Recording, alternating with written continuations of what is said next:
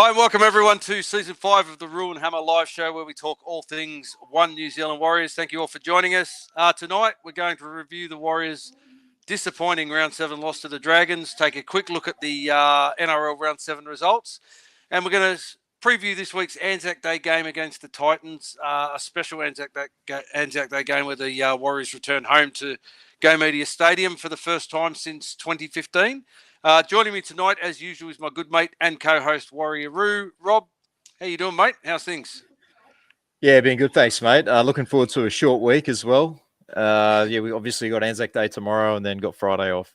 So I thought I'd make a long weekend of it. Yeah, going well, mate. G'day to everyone who's watching on Facebook and YouTube. Great to have you along.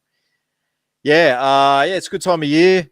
The footy's well into full swing, and as you guys know, I'm a massive NBA fan, and it's playoffs time.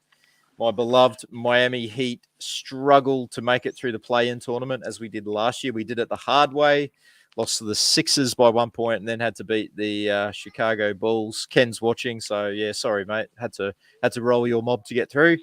But yeah, very tough series we got against the Celtics. As Sean has just pointed out in the chat, they're looking red hot. They're going to be hard to beat. We're already one game down, but stranger things have happened. But love this time of year. Love the playoffs, and love watching a bit of basketball. How about yourself, mate? Yeah, I don't have a short week like you, mate. Just business as usual for us Garbos. Be out and about early in the morning again tomorrow, picking up rubbish, and doing it again on Friday and on Saturday. So, I don't know what that's like to have that short week, mate. Sorry about that. I haven't kept up to date with the basketball. It's been... these Celtics fans in the chat, seriously. Look at all these bandwagoners. Yeah, I know. They're like Penrith Panthers fans. Remember how they all came out now since they've won 3 premierships? Oh, no, I've been there since the Larry Bird days, you know? Yeah, I know. Heat fan for 30 years. Heat fan for 30 years. So there you go. I was going to say, speaking of the Penrith Panthers, mate, we've picked up another one of them. The Warriors recruitment team have been in full force again. Last week we announced James Fisher-Harris coming to the club on a multi-year deal, wanting to return home. And today the club has announced that they've signed the younger brother of Nathan Cleary, son of Ivan Cleary, Jet Cleary, on a 3-year deal. What are your thoughts on this one? There was rumblings last year that he was going to come, and then they kind of all settled and nothing happened, but announced today. What are your thoughts on this one, mate? Yeah, a bit of a strange one, isn't it? Like you said, there have been rumblings for a while, and people were saying it was a done deal last week, and then nothing really seemed to happen. I was like, surely after giving us Fisher-Harris, sort of thing, they can't be that generous. But Uncle Ivan must be feeling a bit nostalgic about his old Warriors days, and feels like he would like to have the Cleary DNA continue at the club, which is fantastic. So Jet Cleary. I read a report. I've read conflicting reports. One report said he was 17. The other one said he was 19. Do you know what his actual age is? I think he's playing in the under-19s SG ball comp this year. So that would make it. I think he's 18 or 17 or 18. He'll join us, no doubt. It's a 3-year deal. The way I see, they haven't announced how it all came about. You'd have to think that Ivan may have said, like, go and experience another system at another club, maybe. He's not ready to be playing first grade yet. Go and get some experience, live away from home. The fact that Fisher-Harris is coming over, he's got a ready-made bodyguard coming over with him. He's obviously, Ivan has a lot of trust in Andrew Webster. So, coming and, Ivan played at the club. He coached at the club. So he knows what the club's like. He'll be back. So I think anyone who thinks that Jet Cleary is going to be a long-term, one club player signing for the Warriors, probably not going to happen. I would say, excuse me. Almost feels like a loan deal or something that. I think he'll come to us for 3 years. I don't think he'll play first grade next year, or maybe back end of the season. He may get a taste. I think he debuts in maybe 2026 and then goes home at the end of the 2027 season to go, because obviously Jets goal would be to be coached by his dad and play alongside his brother. Oh, absolutely. Why wouldn't it? Why wouldn't it be? Yeah. So, we'll take him while we can. We're in as far as I'm concerned, we're in a premiership window now. So him coming to our club, he could jag a premiership before he goes home to Penrith. But yeah, great signing by the Warriors. Excited to see. I mean, it's weird too, isn't it? Because all these people cheering about Jack Cleary on the social media platforms. I don't think any of them have gone out and watched him play or seen any. I've never seen him play. I'll openly admit that I have not watched him play at all. So it's pure, I think it's purely just the Cleary name that is getting everyone excited. Like, he must be like his brother Nathan. But I think you and I were going through a number of instances today where you've had brothers that have played in first grade, and like I likened it to the Kieran Foran, Liam Foran scenario where we had Liam. We've had both at the club, but we got Liam first. You think, he's Kieran Foran's brother. He's got to be good. Christian, it's Stephen Crichton and Christian Crichton. Yep. Christian absolutely. I was going to say Catley then for a minute. He's we're with him last night. Shout out, fanatics. Yep, absolutely. So good signing. But let's get into the chat about tonight, mate. Before we do, I do invite you, if you haven't already done so, to like and subscribe to our YouTube or Facebook channel to show your support of the content we create. I'd also like to acknowledge and thank our wonderful supporters and subscribers on all our social media platforms, in particular those generous people that who are our Patreon subscribers. Their donations and support enables us to continue to bring everyone the content and guests that all enjoy so much. And just a quick reminder that the reason we do the show live is to get the involvement of everyone watching. So as we move through tonight's discussion points, join the conversation, leave your comments. But please be aware we have current and ex-players and their families that watch the webcast. So please keep your comments respectful and refrain from making them personal or derogatory. Mate, let's get into it. Yeah, absolutely. Yeah, onto the game. We've got to talk about it. Sorry, guys, but we'll go through it as quickly as we can. The Warriors, they travelled to the graveyard that is Wynn Stadium and New South Wales South Coast to take on the St George Illawarra Dragons last Friday evening.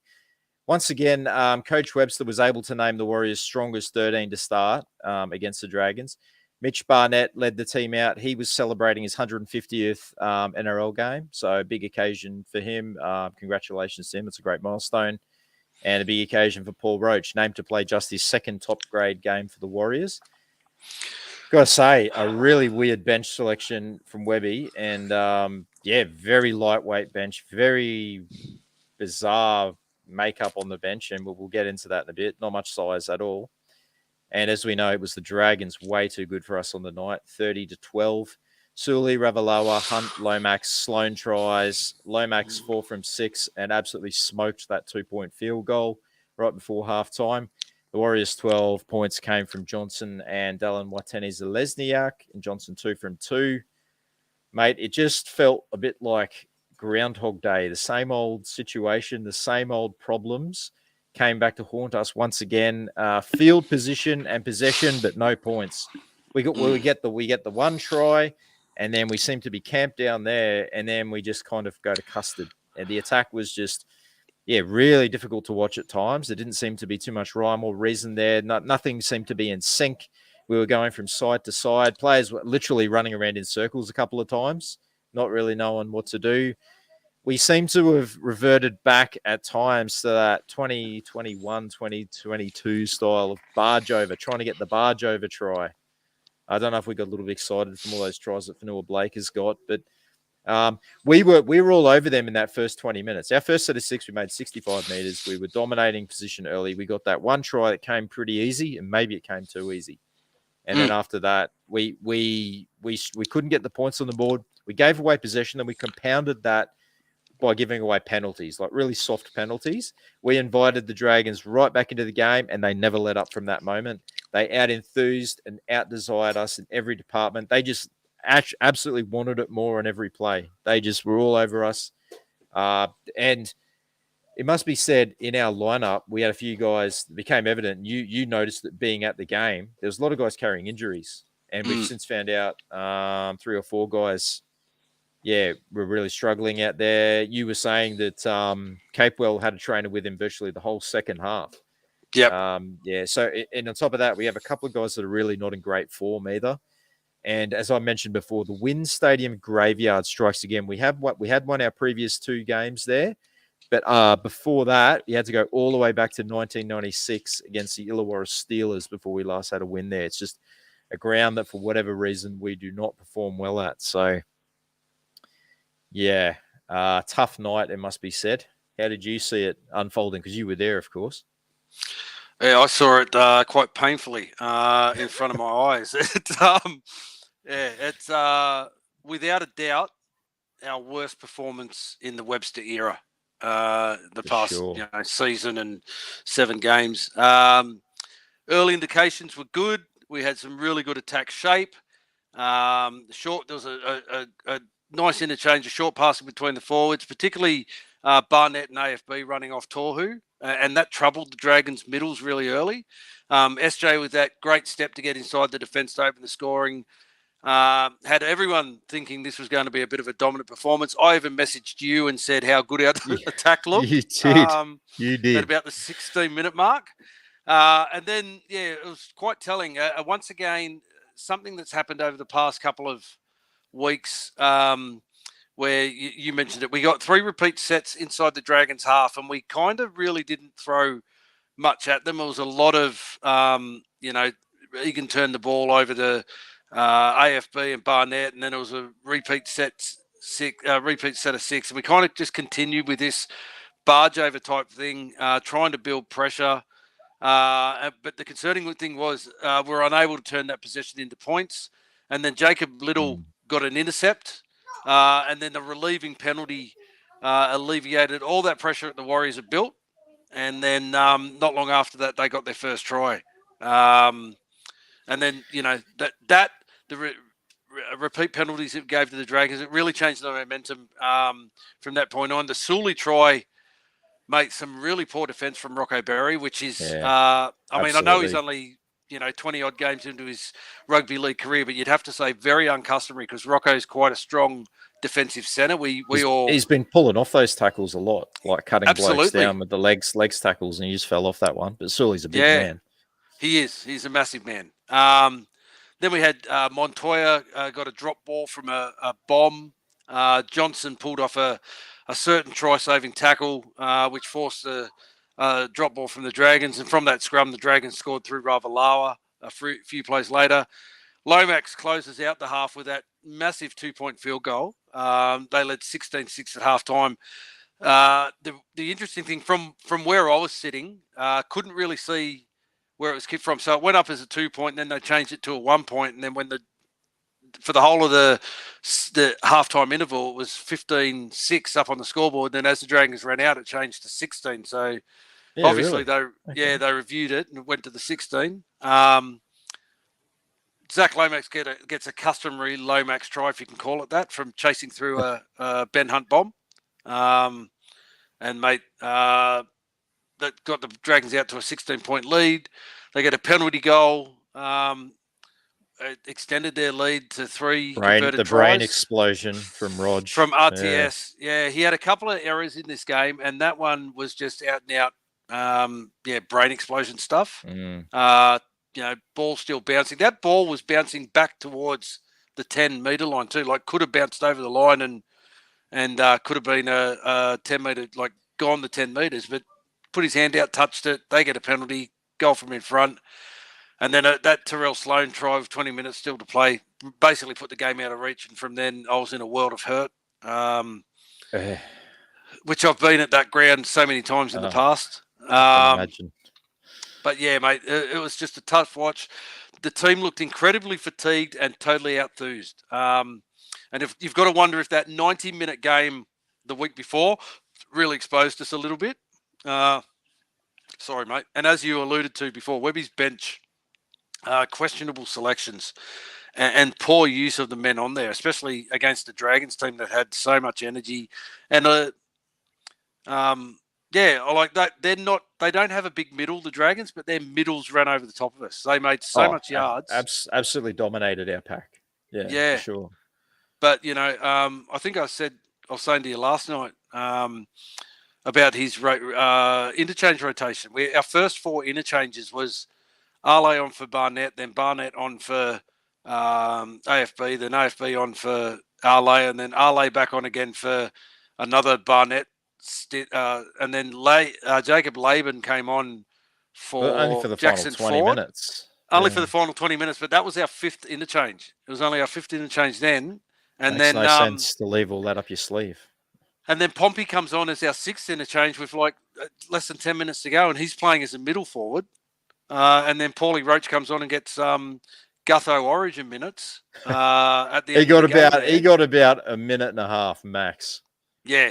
Like, came on for Sean. Yeah. And as you said, like, I was there. We could see Sean was visibly struggling with a leg injury.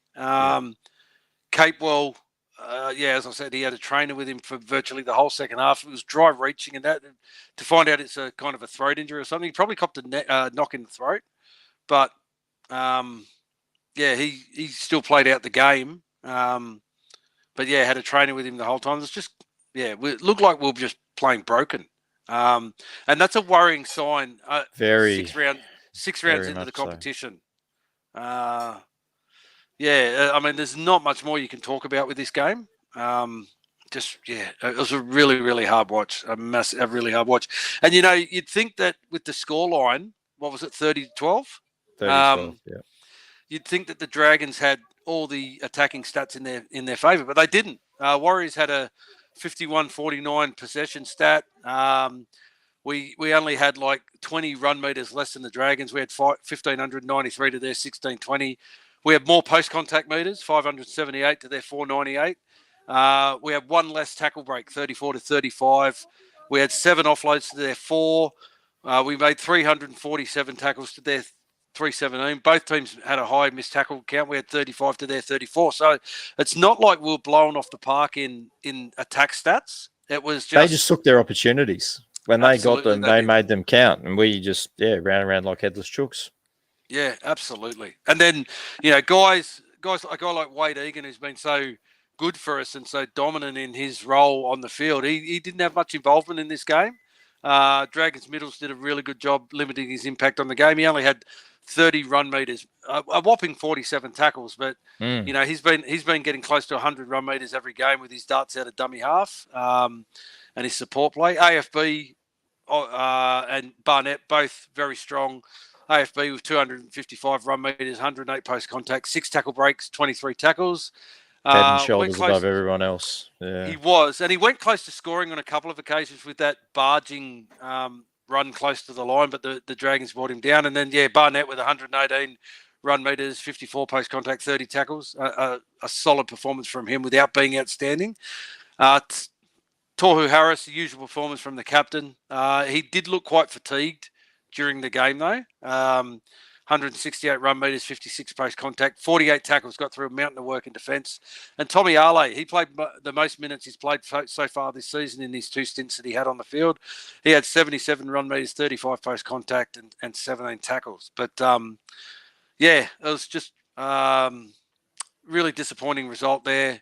What did you think of our back three, mate? The impact that they had on the game? Yeah, look, again, it's pretty mixed and also probably some slightly misleading stats as well. But, I mean, CNK out of the back 5 was head and shoulders above the rest. 258 meters, 94 post contact, 6 tackle breaks, and 1 line break. Massive performance, not probably no highlight moments, but just a tough, gritty performance. And he got through a lot of work, as he always does. DWZ, not quite as effective as he has been in previous weeks. Yeah, again, he looked like he was lacking a little bit of energy, but that was kind of across the board. 103 meters, 38 post-contact meters, 4 tackle breaks and a try. And it has to be said, a pretty poor miss on Sloan. He rounded him up, and he really should have made that tackle. Yeah. When Sloan raced away for that try. Montoya, he's been somewhat of a polarizing figure of late for some. 121 meters, 37 post contact. Solid carries as always. The man who's got the granite shoulders, as they say. Again, mixed and a few handling errors in there again. We know he does have a little bit of that in his game. Yeah. And for the edges, Rocco Berry, 67 meters, 20 post contact, 2 tackle breaks, and 3 31 tackles. Again, kick chase, always fantastic, always on point. He's usually solid in defense. You mentioned it before. It's like it was, even though Moses Sully is a very big blockbusting style center, you still would have expected him to make that tackle on. He brought Talakai down in similar circumstances in round 1. And unfortunately, that kind of set the tone for the rest of the night after he missed that tackle. Capewell, 25 meters, 15 post contact, 2 tackle breaks, and 43 tackles. So massive in defense. Pretty ineffective, though, and looked to be playing injured for most of the game. As we now know, he had that throat injury. And as you have mentioned, he was with a trainer for basically the whole second half. RTS, 142 meters, 55 post contact, 7 tackle breaks, 7 tackles. Looks, if you look at the stats on face value, looks like pretty decent effort. But yeah, again, a couple of crucial mistakes in there at crucial times as well. And yeah, look, perhaps the workload of the NRL centre, it started to catch up with him after a few years away in rugby. And we discussed this. Like, we had a bit of a chat about this last night, where he spent 2.5 years in rugby. He didn't have a lot of touches. The workload of a centre in rugby, is not too good. Since he's been back, he's been averaging well over 100 metres every game. He's highly involved, and he's Roger. He is a marked man out on the field. Him coming back from rugby, but yeah, perhaps in these first 7 weeks, it's kind of been a bit of a revelation, I guess, to himself, that how much the game has changed since he's been away, how much quicker it has gotten in the past 2 years, and the workload of a centre. Like, he wouldn't have done a lot of defensive work when he played at fullback for the Warriors. He wouldn't have done a lot in rugby, but he's having to do a lot of edge defence work. So yeah, maybe that workload of an NRL centre has kind of surprised him a little bit, caught him a little bit off guard. That honeymoon period of the welcome back to rugby league is certainly over now, and yeah, he's a man that needs to start making the most of the opportunities he's getting in the game and the game time. You actually said after the game, directly after the game last week, that if he wasn't RTS, maybe he gets dropped. Definitely. Yeah. He needs a big game at center. So hopefully this is the week where he just comes out and absolutely blitzes it. He's always been a run first kind of guy, so he's always going to have the big run meters because, mate, he's RTS. He's hard to tackle. Yes. But yeah, I guess we're kind of looking. You're sort of looking for a little bit more from him as a center. Like, you do need to think about setting up your outside man and create space, that kind of thing. And yeah, as you said, it is a position that is like a specialist defensive position. And and in rugby union, you mentioned it, he wouldn't have had to have done a lot of defense. We have seen him fall off a few tackles, but yeah, mate, he's the ultimate professional. And yeah, let's just hope that just a couple of glitches, he puts that behind him and has a big game this week, because we'd love to see him. We'd love to have him as a strike center, because that's what we're all excited about at the start of the year. Because we know what he can do in attack. You put him one-on-one and he beats his man almost every time. So, yeah, absolutely. Jackson Ford, he had pretty low involvement in this game as well. He left the field the 59th minute. I don't know why. Being there live, you don't get the commentary. Was there anything said in the commentary about why Ford was replaced at all? I don't recall why he was replaced. He might have had an injury, but he has been selected this week. Yeah, I can't actually remember. Yeah, I remember you were asking, and they didn't say anything in the commentary. I thought maybe he'd just been hooked for his lack of involvement. He ended up with 3 runs, I think it was. Yeah, 32 meters, 15 post contact, 1 tackle break. 32 tackles, still got through his tackles, both him and Capewell, but yeah, almost almost completely ineffective in attack, both of them. Yeah, absolutely. Yeah, our edges were very ineffective. Sean Johnson, mate, he had 81 meters, 29 tackles, 509 kick meters, the 1 try, obviously playing injured.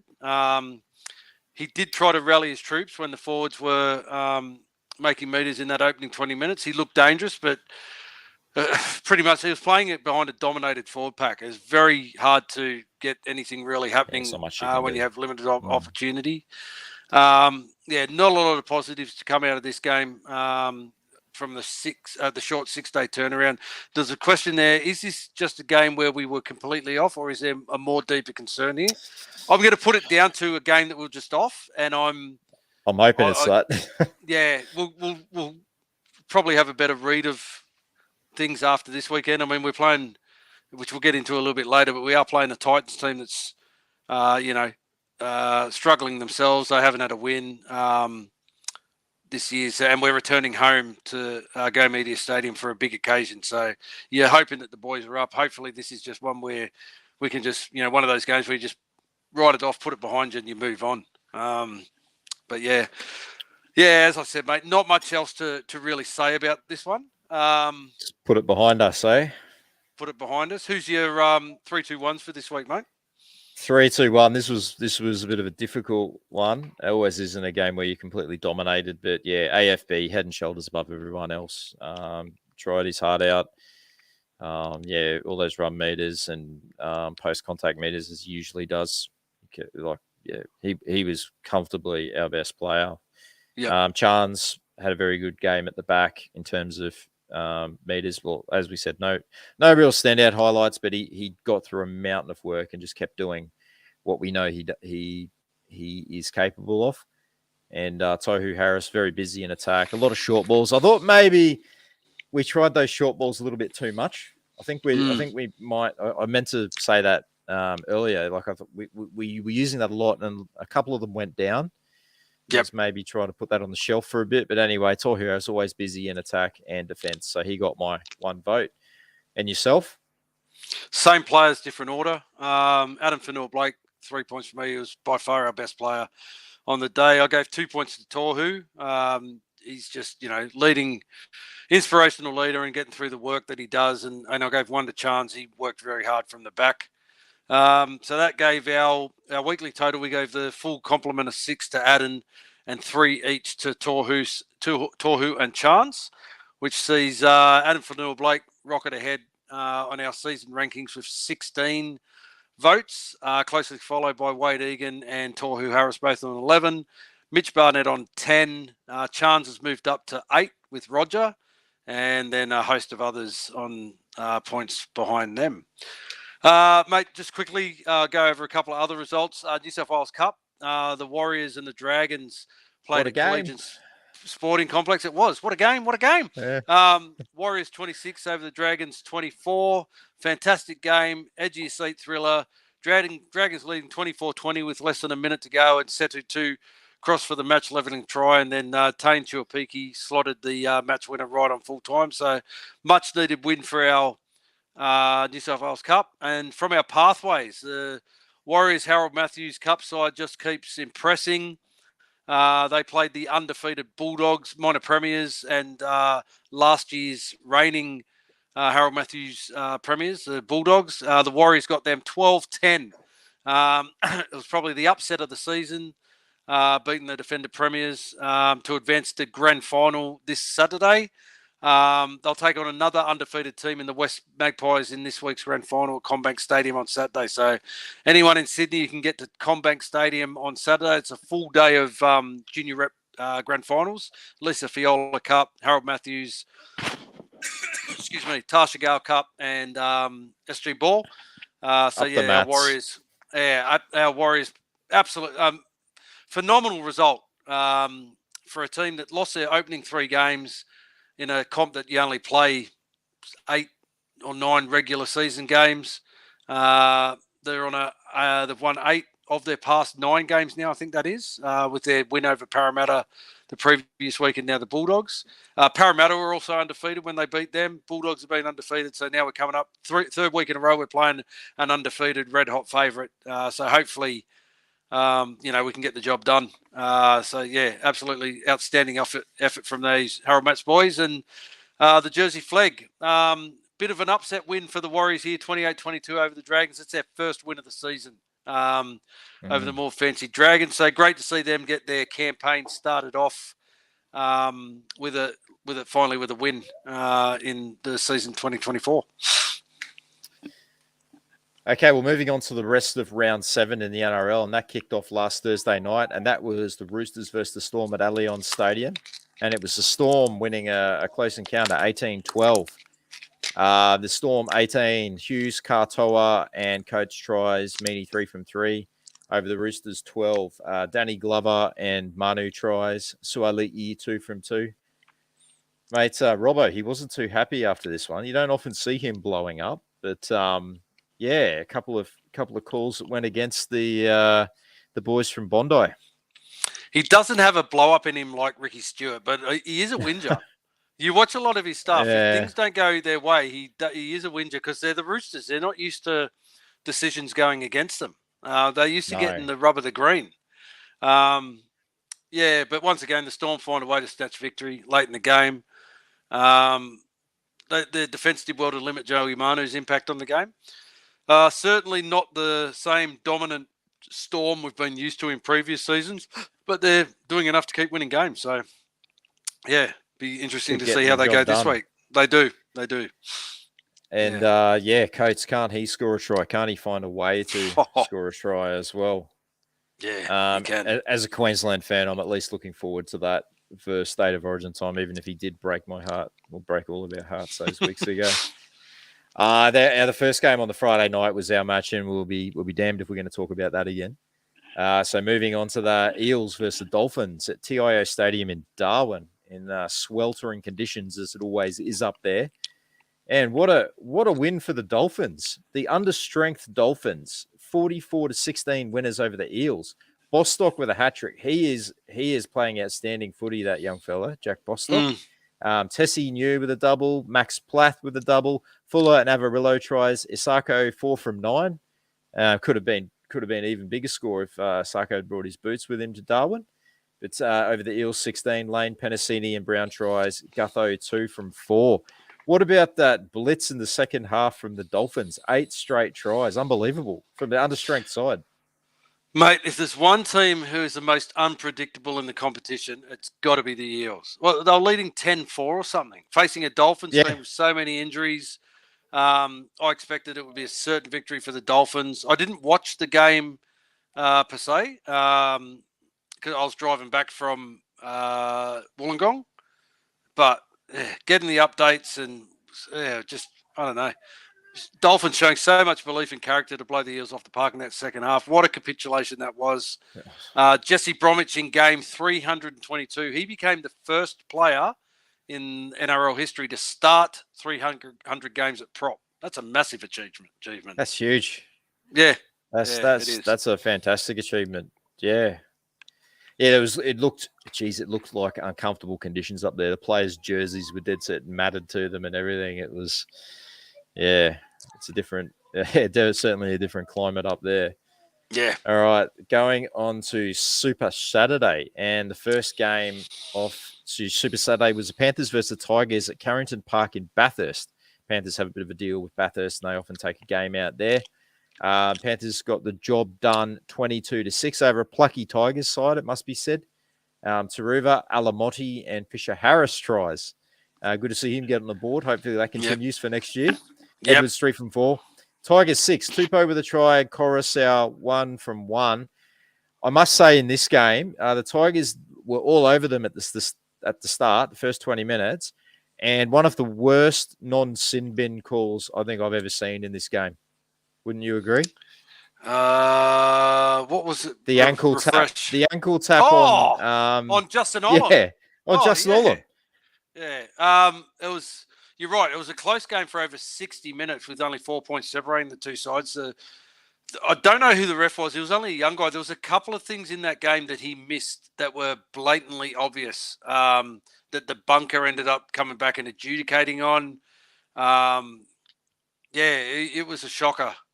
Shocking performance. And that was a dead set sin bin professional foul. It even went up to the bunker. That was the thing. The Tigers captain challenged it, and the bunker more or less said, it's a professional foul. It's a penalty to the Tigers. Like, hang on. Like if Olam catches that, he scores. Yep. Like no one's stopping Justin Olam. So that I could not believe that. They even had, it was like they were scared to send him to the sin bin.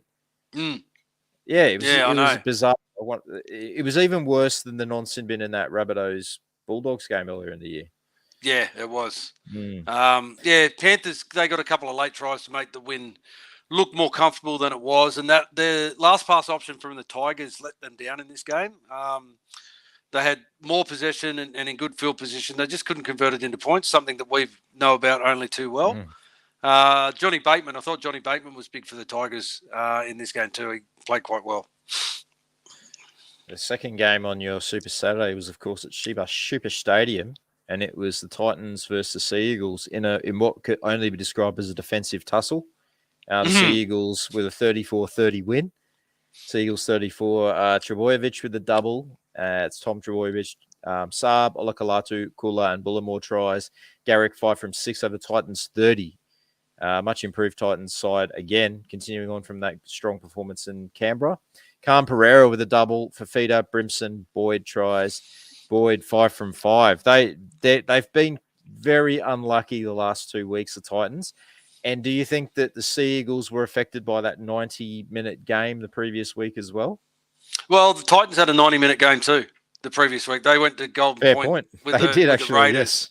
So it's quite interesting. You look at the 4 teams that played the 90-minute games over the weekend. 2 of them played each other, and there was, as you said, a defensive tussle. Both looked tied in defence and leaked points.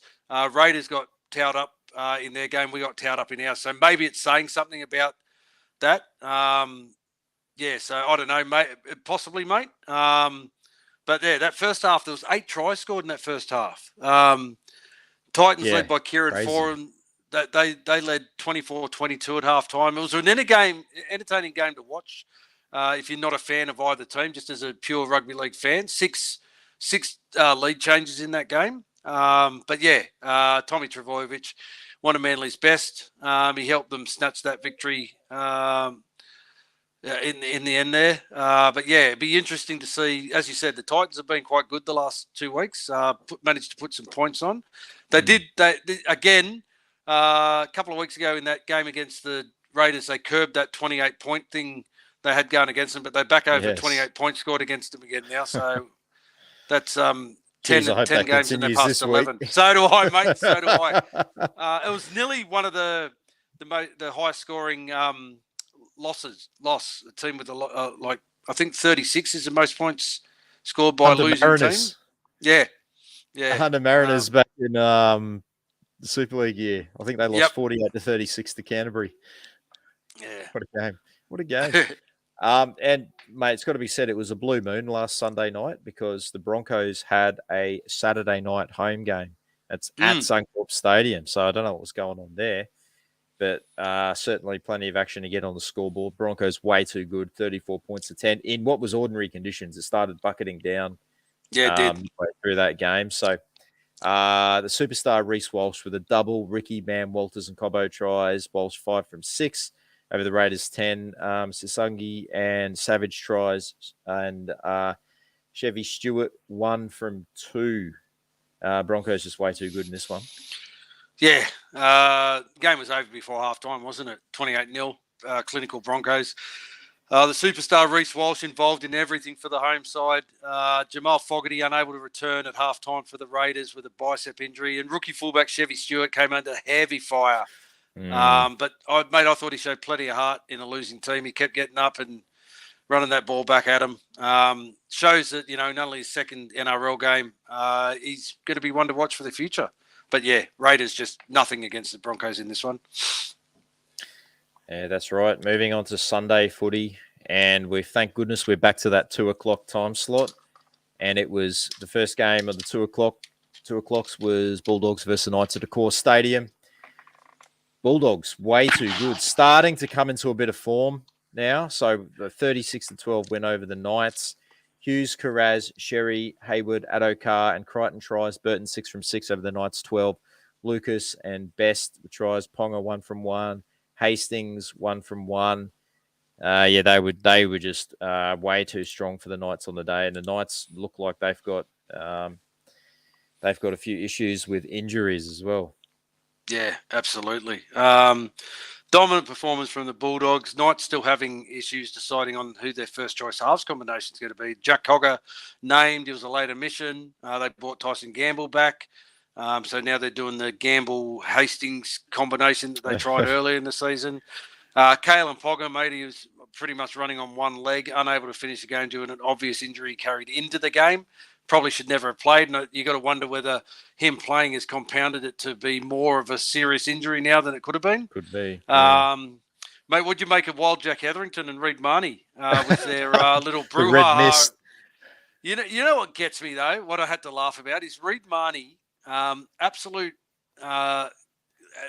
suffers from little man syndrome on the field, and it's one thing that as an ex-player I hate to see now is like, because you can't punch anymore, all these little guys get in the face of bigger. They never used to do that. They'd mouth off, or they'd get in someone's face and they'd cop one in the mouth, and then that was it. That was ended. But like, he just kept going and going in this game, antagonising Jack Hetherington, trying to get a penalty. It worked well for him because Hetherington gets sin-binned. But then Marnie gets sin-binned. The funniest part was, like, he's all chest out, pushing, shove people on the field. But when he's walking down the tunnel and Hetherington fucking aimed up at him, he looked like he shit himself. He didn't know what the fuck to do. Oh, you don't want Jack the Ripper, Mad Jack, after you. No. Yeah, I think we've all got a little bit of a soft spot for Jack, eh? Absolutely, we do. One of those lone player warriors from 2020. 2020? 2020, yeah. Remember we took it up to JWH in that game, wearing our jersey, which was awesome. I do. I remember that. Yeah, so, yeah. One of those guys that, we do have a soft spot for Jack. But that was funny. I thought that was quite funny. Yeah, it was. Yeah, it certainly was. The second Sunday afternoon game, Sharks versus the Cowboys at PointsBet Stadium in the Paul Green Cup.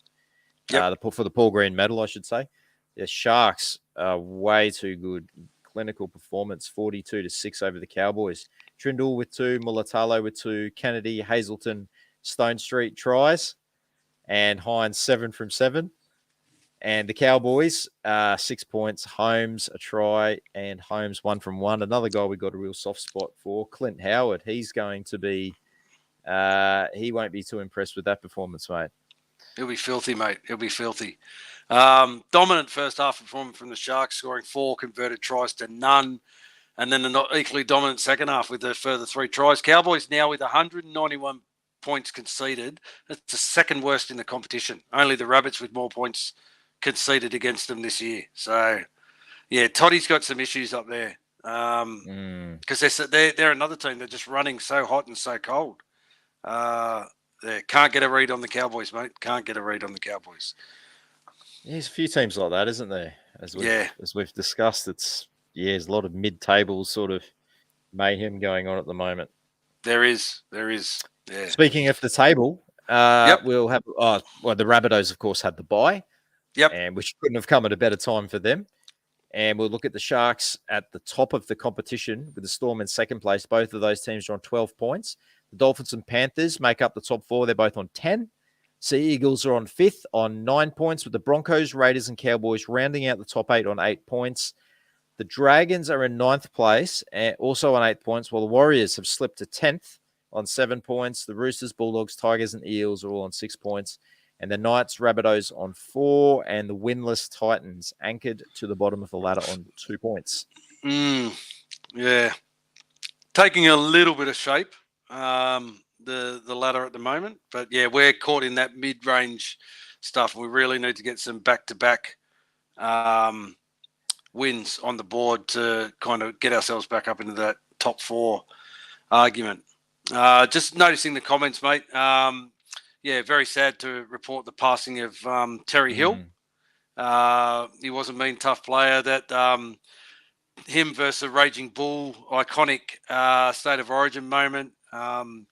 Great character of the game, wasn't he? At some point, real personality. He was the first of the players that became a bit of a media personality that allowed guys like Bo Ryan to follow in the footsteps of. But Tezza was the first one, a funny bloke. And it would have been a nightmare to play against. Yeah, absolutely. Yeah, it's obviously a very sad occasion. He'll be greatly missed. Played for more clubs than I'd realised. I knew he'd played for Souths and Western Suburbs before he went to Manly, because he's probably most well known as being a Manly player. He had a stint at the Roosters as well. Yeah, he was a foundation West Tiger. And yes. My good mate Brad was telling me that he was actually due to attend the reunion of the very first West Tigers team this year. So, yeah, obviously very sad that he'll be missing from that, because he was an integral signing for them in their very first season in the West Tigers. And Jared McCracken. McCracken was the other. And Hopper. John Hopewadi. And Hopewadi, that's right. Yeah. Yeah, mate. I think Terry Hill's the reason why we don't have the NRL draft either.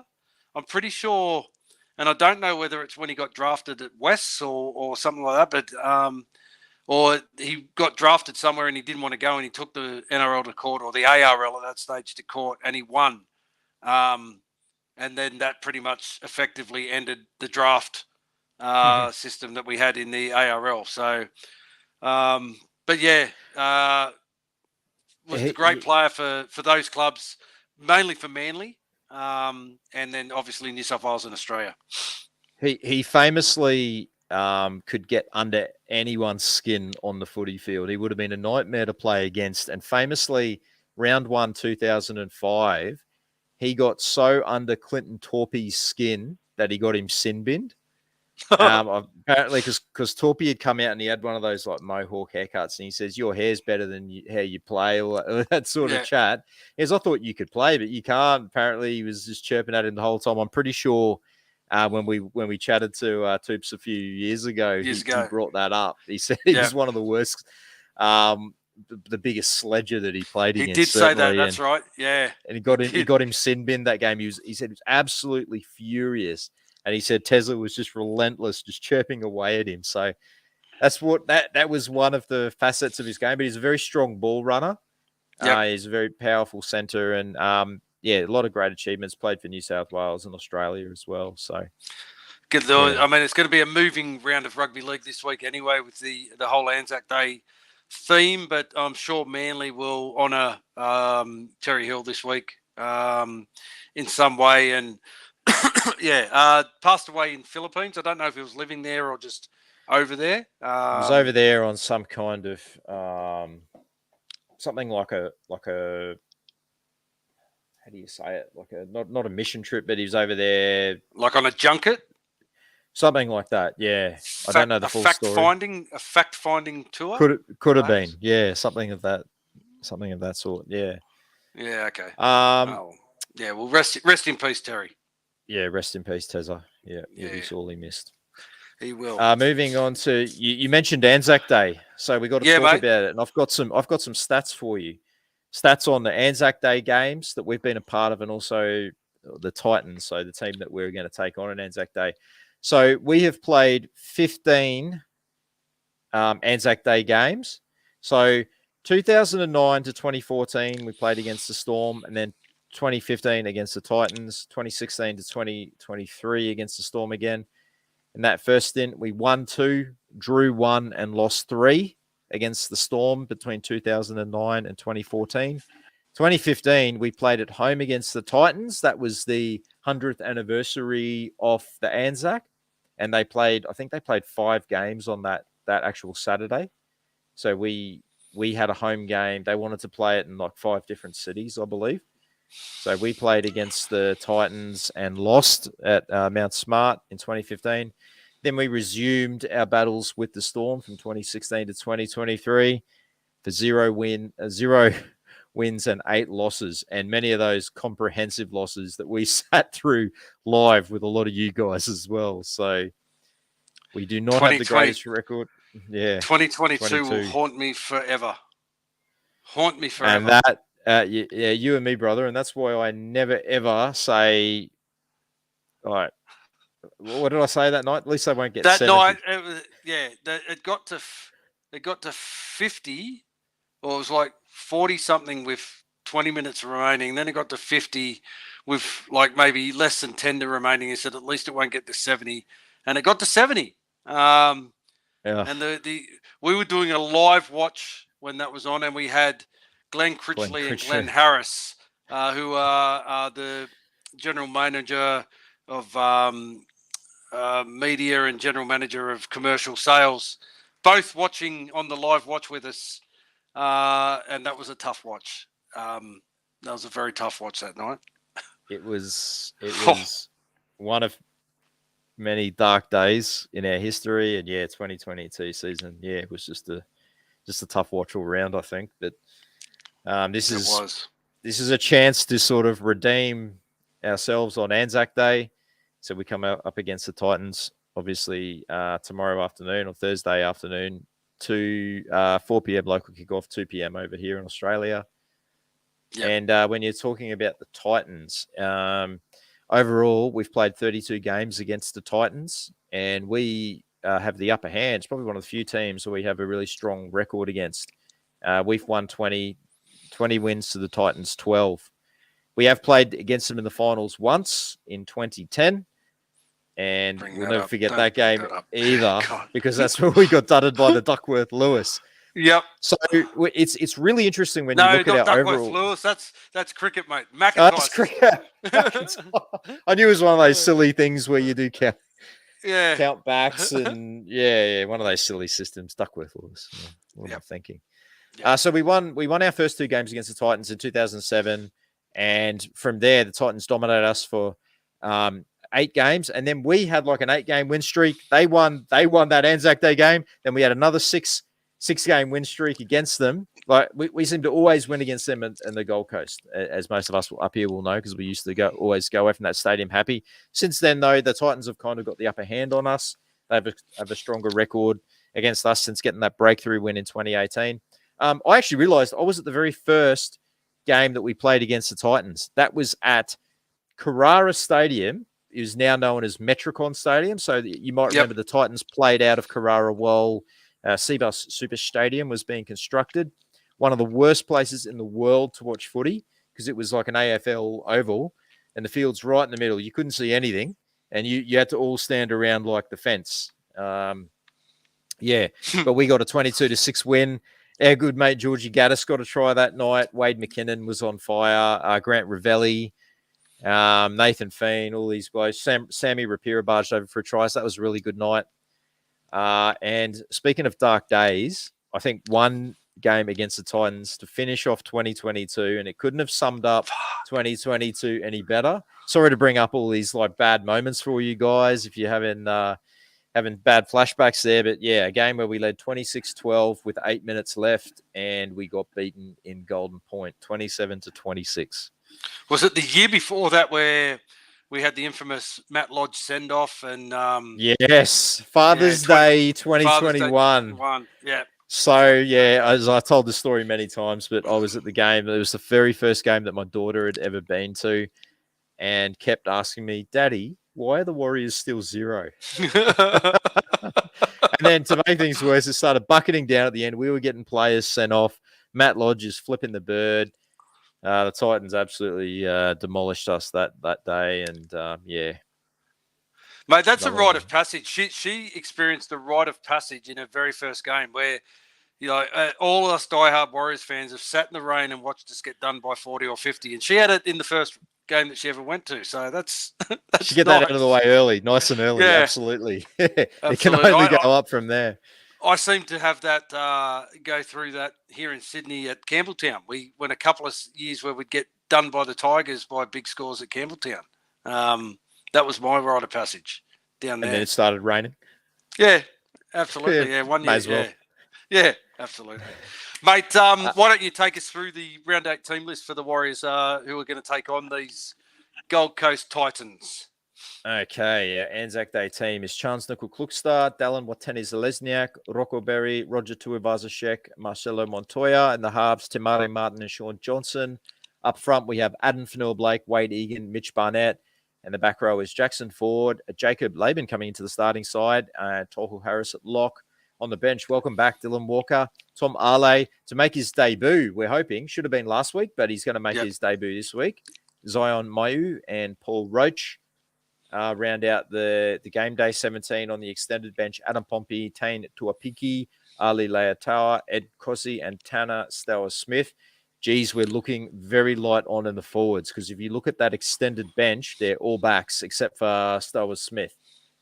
Yep. So, I mean, we probably had no choice but to debut Zion this week and to rectify, I guess, the issues that we had with our bench last week and our lack of size.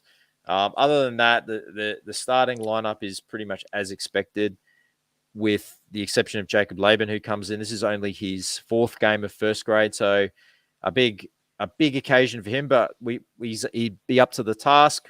We all know that Webby famously has that next man up policy, so he'll be ready and he'll know exactly what's expected of him. Great to see Dylan Walker back to bring that energy. We really missed that energy last week. As we said, we were looking as flat as attack, so it'd be great to have him there. And Paul Roach probably just there as backup. Your thoughts? Yeah, I agree, mate. I think Paul Roach won't probably get a lot of game time. I think he's there purely for the sake that Sean's carrying an injury. There's no secret that he's got an Achilles injury. And I said to you yesterday that if this wasn't the Anzac Day game at home, that Sean probably would be rested this week. Sure. So I think Roach is there just as in case. But for me personally, I wouldn't be surprised to see Roach drop off and maybe Tane Tuapiki come on to that bench. I just think Tane would probably give us more versatility to cover a couple of different positions. Could play in the outside backs and so forth. So that'd be probably the only change I would bring in, because, I mean, the first 3 rounds that Tane played, he played out of his skin. It was one of the best on ground each game. He was just fantastic. Yeah.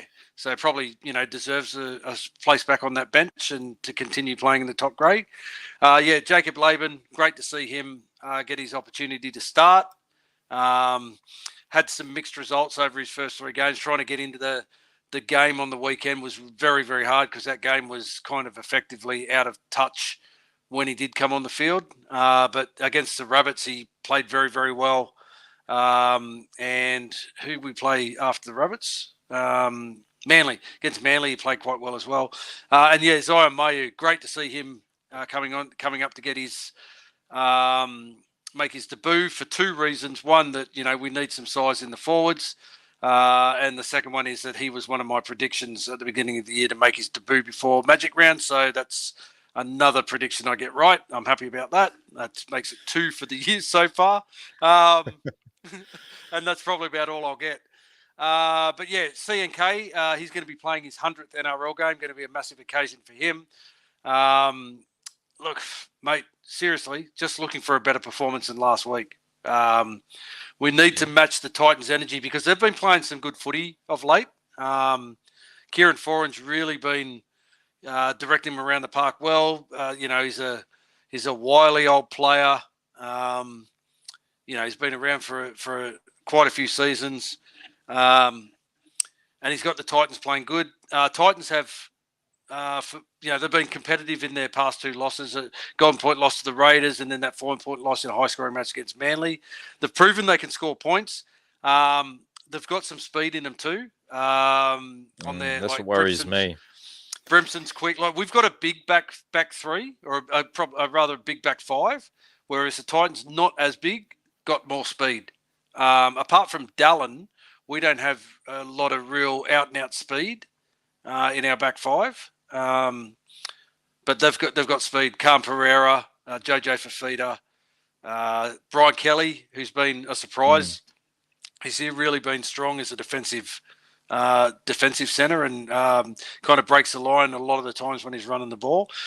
Mate, to be quite honest, we just need to hold the ball, minimise that high error count, minimise the penalty count, and reduce our missed tackles. That's pretty much probably the word that Webby will get to the boys. Back to your strengths. Our biggest strength is going to be our back three with our set starts, DWZ and Montoya in particular, who returned the ball with energy and effort. CNK with his 260, 340 and 258 run meters in his past 3 games. He's got to keep up that effort. Going to be interesting to see how SJ's used I made a point of saying last night that Tamari Martin's the player for me that really needs to step up, show that, if SJ isn't there, he's the man that can lead us around the park, direct us around the park, because, they're talking about Sean missing a couple of games just to rest his aging body and prolong his career into next season. So I think Sean doesn't play the following week against Newcastle. That's my tip. So Tamari Martin's got to really step up. He hasn't done any kick meters in the last couple of weeks. That's all fallen on Sean. He's got to take that kick pressure off Sean. AFB and Barnett need to continue to lead from the front. They're both playing long minutes now. It'll be interesting to see how Ale and Mayu are brought into the game. I'm thinking Mayu probably gets 20, 25 minutes in this game as a taste of first grade, depending on how the game's going. Massive occasion, though. Hoping he has a debut to remember, just like Paddy Herbert did on ANZAC Day 2019. 19, yes. Yep. Yeah. One of the great defensive displays from a centre, for sure. It was. That was on Will Chambers, wasn't it, that game? He was up marking up against? Yeah, it would have been. So unlucky to lose that game. I know. Egan out of dummy half. He's going to be that point of difference around the ruck. He gives us a great point of difference in attack now with his pass selection, identifying the right time to run. Our kick chase, Rocco Berry. Jacob Laban's going to have his work cut out for him because Berry and Capel are always 1-2 up on their kick chases. So hopefully Jacob Laban brings his A game in that respect, because we know that that's Sean's go-to side to kick to, because Rocco has been so good in his kick chase. And our biggest strength, I think, this weekend is going to be the home crowd. It's another sellout. It's going to be a massive occasion, Anzac Day at home. I think I've read that it's going to be the biggest on-field participation in any sport around the world on an Anzac Day. Apparently 190 people taking part in the pre-game celebration. I think the home crowd's going to be our big thing for us. But, guys are going to have to be on in this. Mark is putting pressure on Tanner Boyd and Kieran Foran. Foran, as I said, with his footy brain, he knows how to take teams apart. Our A and B defenders around the ruck being aware of AJ Brimson lurking behind his forwards, looking for an offload now that he's playing fullback. Dave Fafita, when he comes onto the field, not letting him get involved in the game, not letting him run. Brian Kelly proving to be one of the best centres this season, I think. So he's going to be a big danger.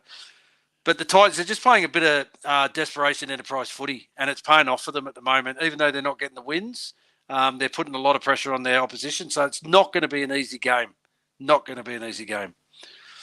Yeah, far from easy beats. As you've highlighted all the dangers. Yeah, I really worry about the Kieran Foran and Brimson combination back on the inside. He's got speed to burn, as they have it out on the edges. Cam Pereira is scoring tries that only man with his kind of speed can score. So you give him an inch and he's gone. So as you said, we give up speed for size on them. So we have to take advantage of that. We have to defend well. We have to defend our line very well. Something we didn't do particularly well last week, like particularly with that Ben Hunt try. We can't let a halfback run through three players to score.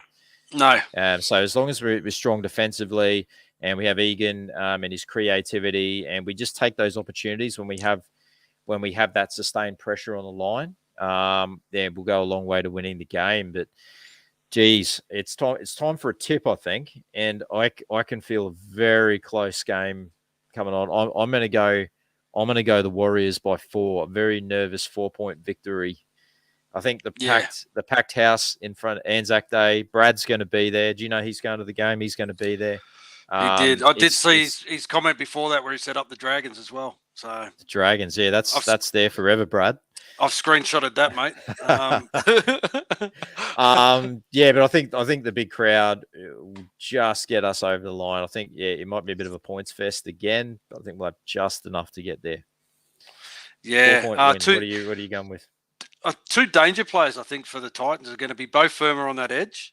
Troubles us, that guy. And Mo Fodawaker, or as my partner Danny calls him, wanted to know when the Titans were playing the other week why the commentators kept saying, "What a wanker." Mo Fodawaker leading from the front is always hard to handle as well as an Origin forward. Yeah, mate, I'm going to go the same as you. I think it's going to be a 4-point win from the Warriors. I think there'll be some points scored, though. 24-20 Warriors. 24-20 is our score. I reckon we've won more games by that score line than any other team. I think in 2019 we won 3 games by 24 points to 20. Something about that is just our score. I don't know why, but yeah, I reckon you might be right. 24-20. Yeah, okay. All right.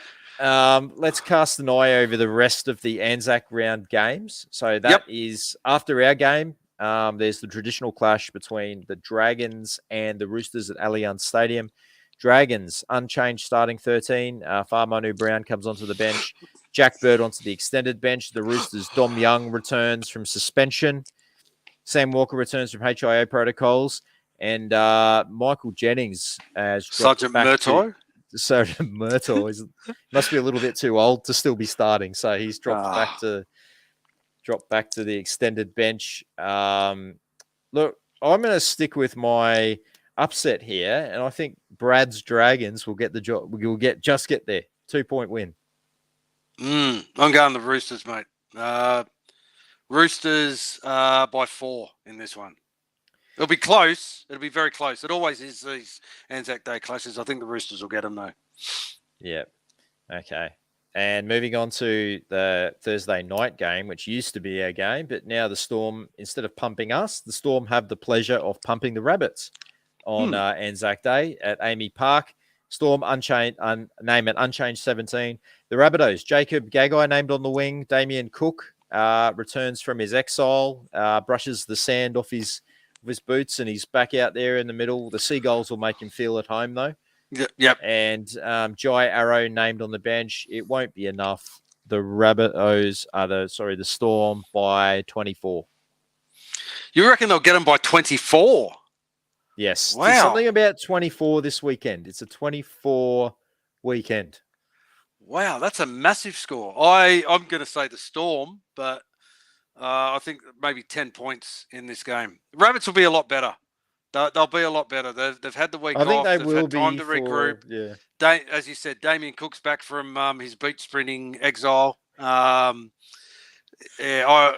think they'll be better. But I think the Storm will get them. The Storm at home, they're always hard to beat on Anzac Day. We know that for a fact. Friday night, just a one game on Friday night because of the 3 game Thursday. It's the Sea Eagles hosting the Eels at Four Pines Park. As for the Sea Eagles, Josh Aloiai returns from suspension, which means Sharon Woods drops off the bench onto the extended bench. For the Eels, Micah Sevo returns on the wing. Ethan Sanders, the young rookie, named to make his debut at 5'8", which I think is a funny one because he got named to make his debut and then 4 hours later announced that he'd signed with the Raiders. He'll be replacing the injured Dejan Arzi. Ryan Madison's named in the back row. No Cardi party this weekend. 3 new faces on the bench for the Eels in Brendan Hands, Makaheshi Makatoa and Kelma Tuolangi. I don't think it'll be enough to overturn what display they put up last week. I think the Sea Eagles will get them at home. They'll be buoyed by the emotion around Terry Hill's passing. I think the Sea Eagles will win, and I think they'll win by 16. Yeah, I've got the Sea Eagles by 14 in that clash. Yeah. Saturday night, Tigers versus Broncos at Campbelltown Stadium. The Broncos putting in a bit of a complaint asking why teams aren't giving up their home games to play them at Suncorp on a Friday night. On a Friday night, yes. So the Broncos have to leave the confines of Suncorp and go and play a Saturday night game. Campbelltown Stadium. For the Tigers, Solomon Alamalo named on the wing for the injured Junior Tupu. Samuela Fainu named to start in the back row. Johnny Bateman moves to lock. Fanua Polo moves back to the bench. For the Broncos, Dean Mariner returns to the wing. I think Jesse Arthurs moves into the centres. Jock Madden named at 6 for the injured Ezra Mam. Adam Reynolds, Payne Haas and Brendan Piakura all return from injury. Big ins for the Bronx. Jaden Hunt moves back to the extended bench. I will say the Broncos by 20. Yeah, I've got the Broncos by 16. They'll be too good for the Tigers. And the second of the Saturday night games, Cowboys versus Panthers at Queensland Country Bank Stadium. Funny one because Toddy Payton, our mate Clint Howard, said he was going to make mass changes, and he basically moved 3 guys around the park. Griffin Neem starts in the front row. Ruben Cotter moves back to the lock. Thomas McKaylee named on the interchange bench. And Jack Kajewski is the only player dropped from the Cowboys this week. He moves back to the interchange bench for the Panthers. They welcome back Nathan Cleary. He returns from injury. Taylor May also returns from injury. Paul Alamotti and Brad Schneider are the 2 guys that make way, moving back to the extended bench. Panthers, mate. Panthers, Nathan Cleary to put on a bit of a show here. Panthers by 18. Yeah, I've got the Panthers by 12 up there in Townsville. Yep. Sunday footy, Dolphins versus the Knights at Suncorp Stadium. The Dolphins, Troy Fuller retains the fullback spot, and rightly so. He was outstanding last week. And the Dolphins, they host an experienced pack of the Bromwich brothers, Mark Nichols and Ewan Aitken, and Connolly Lemuelu named on the extended bench. For the Knights, David Armstrong, big shoes to fill, named at fullback for the injured Kalen Ponga. Dane Gagai, he returns from injury. Jed Cartwright was a carty party for the Knights at least. He's named on the bench. Tyson Gamble and Jackson Hastings are having a go in the halves this week. Jack Cogger named on the extended bench. I'm going to stick with the Dolphins to continue that form that they showed up there in Darwin. The Knights without Ponga, it's hard to see them, being as competitive as they were. I'm going to go the Dolphins by 10. Yeah, I'm going to go the Dolphins by 12. Kalen Ponga, as Malcolm Earnshaw said earlier, Kalen Ponga will still get 6 Dally M points. Yes, he will. He certainly will. And then Nico Hines will get the others. Get what's left. Yeah, in the next game. Speaking of which, the Raiders and the Sharks at GIO Stadium. So the Raiders, KO Weeks, he's named at half for the injured Jamal Fogarty. Another big loss for a team there. Jamal Fogarty out for a long time. Simi Sasangi named in the back row. Trey Mooney and Pasami Solo named on the bench. Albert Hopewadi named on the extended bench. And for the Sharks, Daniel Atkinson named at 6 for Braden Trindle. He's been stood down for disciplinary reasons. And Royce Hunt named on the extended bench. The Raiders are a different beast at home, but I think the Sharks have been playing some great footy lately, and I expect them to prevail by 6 points. Yeah, a lot of inexperience in this Raiders side this week. Their spine's going to be Chevy Stewart, who's played 2 games, KO Weeks, Ethan Strange, and Danny Levi. But then what do I know? Because I bagged the hell out of the Raiders at the beginning of the year and said they'd finish in the bottom 4 and look how they're going. But yeah, I just think there's going to be a lot of inexperience for the Raiders at home this week, and the Sharks are leading the comp at the moment. I'll go the Sharks by 10. Sad news this week to hear of Dale Finucane's retirement too, wasn't it, mate? Yeah, it was. He's been a great servant for a number of clubs now. Started the Bulldogs and the Storm, winning some premierships, and then he was credited for changing the culture at the Sharks when he came over as well with Nico Hines. So he's had a wonderful career, played State of Origin as well for New South Wales. So we wish him all the best in retirement. Yeah. But despite his talking, despite how he sounds when he's talking, he goes all right behind a guitar and a mic. So that might be his post-footy career. If there was a grand final to be played out between guys that wear head tape and have blood covering them all the time, it'd be Finucane and Kevin Campion in the grand final. That for yes, sure. It would be. It would be for sure. Played over 250 games. Was a great stalwart of the game, and very sad to see guys retire not on their terms, forced out due to HIAs. Thanks for your service to the game, Dale. Not that he's going to see this, and we wish him well in his retirement. On your Dale. Sorry, I forgot to mention Bulldogs. They have the bye this week. So good, rounds awesome. Out the ANZAC.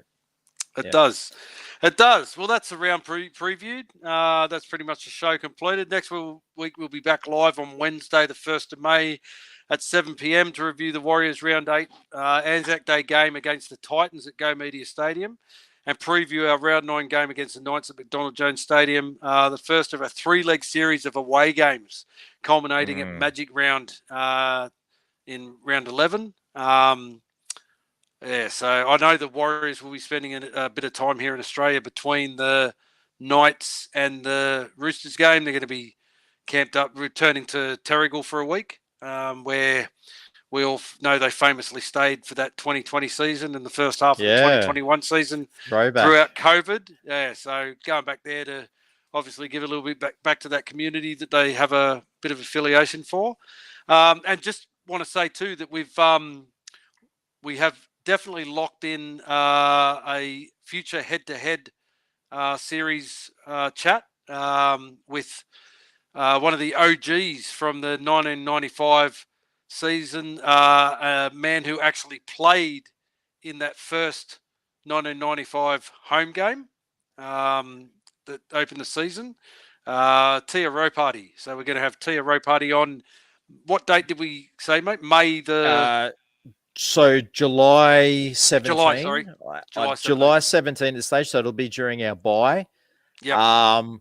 Yeah, I'm really excited about this because this will be the first time that we will have had a guest on that actually played in the Warriors' first ever game in 1995. So really excited to hear about that experience from him. And yeah, Warrior number 15, I believe he is, Tia Roparty. So yeah, Player of the Year in our first season as well. Yep, 95 Player of the Year.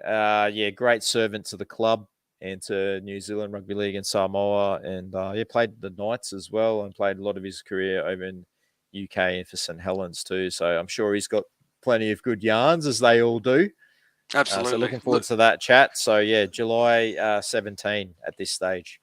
Awesome, mate. Yeah. And before we wrap it up for the night, I just want to thank and acknowledge our wonderful supporters, especially you guys on Patreon for your continued support. And I want to give a special shout out to our gold tier Patreons, Alf Tualave, Malcolm Earnshaw, Chris Wellington, Nigel Phillips, Lisa Marie Bateman, Sean Whiskey, Ken Wills, and Stevie Williams. I will remind you, gold Patreons, T-shirts, the first round of T-shirts are there. So thanks to Alf and Lisa, you've got your shirts coming your way. So I hope you enjoy those. So yeah, gold Patreons to grab your first round of shirts, please get in touch with us. And if you do want to show your appreciation and support, you can head to our Patreon page and subscribe to our bronze tier general support level, or you can go silver or gold. That does include supporter merchandise and other benefits as well.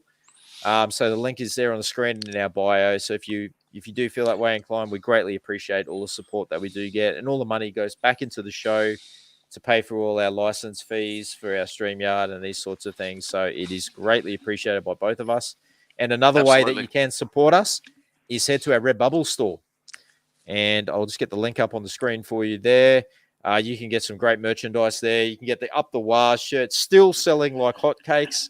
The Up the Waz shirt. So thanks to all you people who have bought those. There's plenty more designs on there. We got a new Tohu Harris. We got a Rocco Berry shirt. We've got a It's Our Year Since 95. There's a lot more designs coming as well. So keep an eye out on that.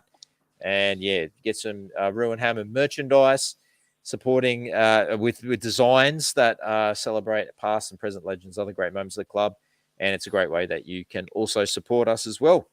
Absolutely. And yeah, as Rob said, thanks to everyone. I've noticed that we've, got some sales coming through on those shirts. So, we get a small percentage of those sales. So, and every bit of money that we generate from that goes back into the show for our license. There was a comment. So thanks to Raya. Apologies if I got that wrong, but yeah, thanks to you for buying some T-shirts this week. And I'm glad that you're enjoying them. So yeah. Great to receive that feedback. Awesome. On that note, mate, that's it for tonight's show. We want to thank you all for joining us again tonight. Thank you all who continue to support Ruin Hammer. It's very much appreciated. If you're going to the game tomorrow, enjoy yourselves. I know Brad will be there most definitely. Should be a very emotional day for all of those who have had family members that have served both Australia and New Zealand in the various wars and battles around the world. Our thoughts are with all returned soldiers for tomorrow. on such a special day. If you're in Sydney this weekend, make sure you get out to Combank Stadium. I think the Junior Warriors kick off in their grand final about midday, Combank Stadium. If you're in Sydney and looking for somewhere to watch the Warriors with like-minded people, Richie from Warrior Nation has organised a meet-up at the not the Lord Alfred, I'm in the wrong city, at the Hudson Hotel in Seven Hills. So if you can get to that, you want to watch the game, by all means. I hope everyone stays safe tomorrow, enjoys their ANZAC Day, and we will see you next Wednesday. Up the Waz. Up the Waz. Take care, everyone, and enjoy the game tomorrow. See you then.